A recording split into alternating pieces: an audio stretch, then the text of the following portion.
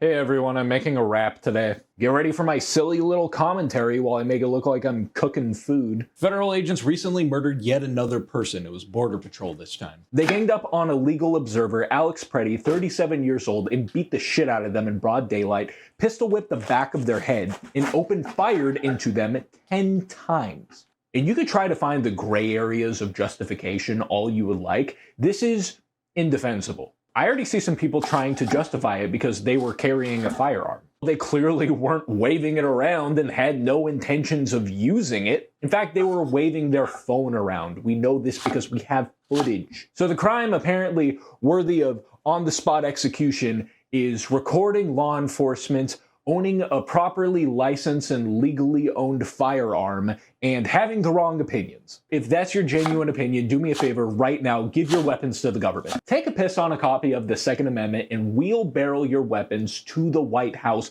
right now with a smile on your face. Do it right now, big boy. And hey, while you're at it, get that mouth nice and slobbery so you can suck on some boot while you're at it. Spineless, contrarian coward. Even the NRA is against this because, yeah, of course they're against this. And the result of all this violent tomfoolery, they fucked around a little too hard and found themselves face to face with a general strike. It's so cold that the trees are exploding. Trees are exploding. Still, hundreds of businesses are closed, workers are in the streets, and a general strike is raging. Union leaders, business owners, students, protesters, everyday people, they're all standing up against ICE. What is happening in the Twin Cities is incredible. Even ICE agents are embarrassed by these events. Like, many of them can't justify it themselves. There's lots of frustration with the agents who, against all odds, are slightly competent enough to know that it's bad to murder someone who's pinned down by 9 other agents while disarmed. There have been 27 ICE shootings since this time last year, and ICE agents are doing the impossible, making law enforcement seem somehow more incompetent and untrained than ever before, thus making regular police officers look like SEAL Team 6 trained squadrons of Mother Teresas. I don't think many people realize how impressive of a feat that is.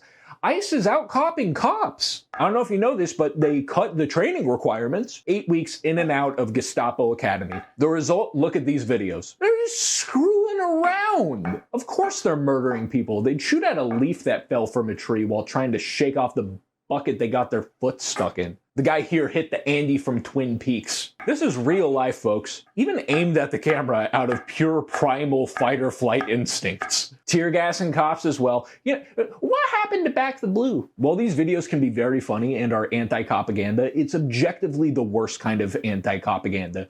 They're like those big old bastard cops that you used to see in TV shows and movies back in the day who are too out of shape and lazy to chase perps. They're busy listening to a sports game or something, and they eat jelly donuts while blissfully unaware of horrible people committing crimes under their noses. But ICE agents probably have more Punisher tattoos somehow, but more of that venom in their veins that causes them to miraculously move their out-of-shape bodies out of pure concentrated racism and the blood-pumping desire to mag dump the civilians. According to the folks running their training facilities, the training regiments that weed the folks out who are not up to their standards, that are buried 10 feet underground, by the way, it's the 15 push-up requirement and the 1.5-mile run requirement. You could probably outrun them easily if there wasn't a high probability of them open firing at you towards crowds of people out of pure embarrassment of being outrun. This journalist applied to be in ICE, clearly setting up a story, throwing a softball, making it so easy for ICE to just turn down their application out of reaction to a simple Google search. But they still gave this journalist an offer because they probably don't do more background checks than just checking to see if there's a history of law enforcement or military. You'd probably have a harder time getting a job at Starbucks. And I have to hand it to them, they have a very potent recruitment method. Hey, are you a big dumb fucking idiot who's scared of other cultures and wants to murder people? How's about we give you a gun, impunity, and a $50,000 signing bonus? It's chaos. Perfectly designed chaos. Speed running fear. Trying to get you to stay in your homes. But hey, at least those strongly worded letters from Democrats are making their way to Republicans. Profanity on television, that'll send a message. Hey, good work everybody, we swore on TV. Hey, another $3 billion to Israel as a little treat for all our hard work. Am I right or am I right? ICE has only existed for 2 decades. Before ICE was a thing, deportations still happened, and we did not have an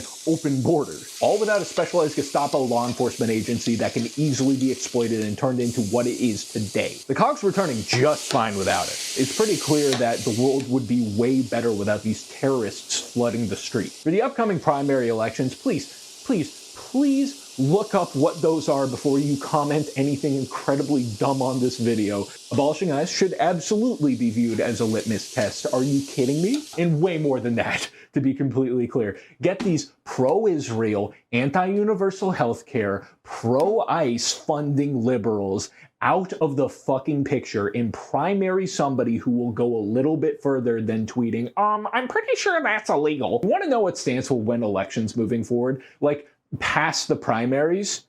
Abolish ICE.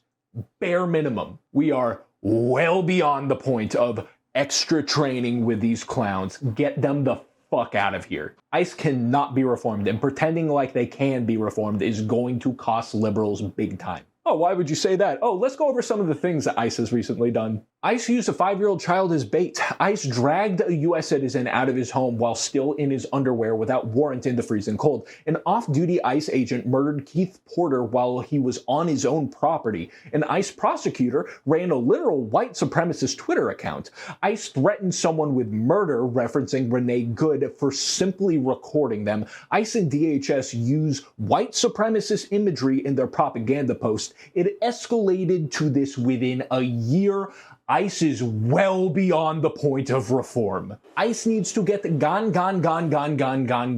There is no recovering from this, even by liberal standards. Pushing to abolish ICE would be an electoral slam dunk, a complete and utter wipe. But one thing that we know about liberals is that they never miss an opportunity to miss an opportunity. They are doing that right now as we speak. But it could all very well not matter. It's not like we could even wait for the outcome of an election and cross our fingers that the results won't be overturned. Hitting the streets, urgency to organize, and rational hope is what we need at this exact moment in time. All right, I cooked a burger wrap. Show me my patrons.